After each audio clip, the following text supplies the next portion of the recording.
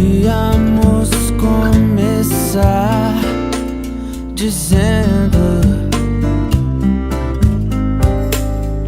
com o quanto alguns sentem doendo, mas se esforçam pra evoluir.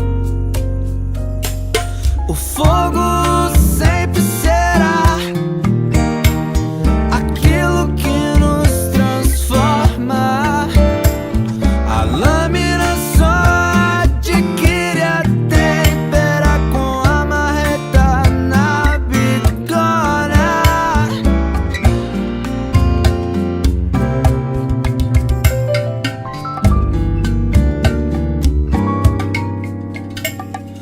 Peço a ti, ó Ser Supremo,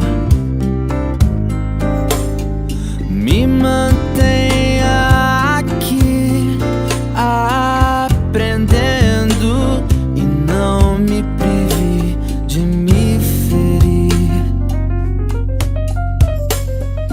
Há muitas coisas que eu não entendo, algumas eu nem sei se pretendo, mas sou grato por sentir que o fogo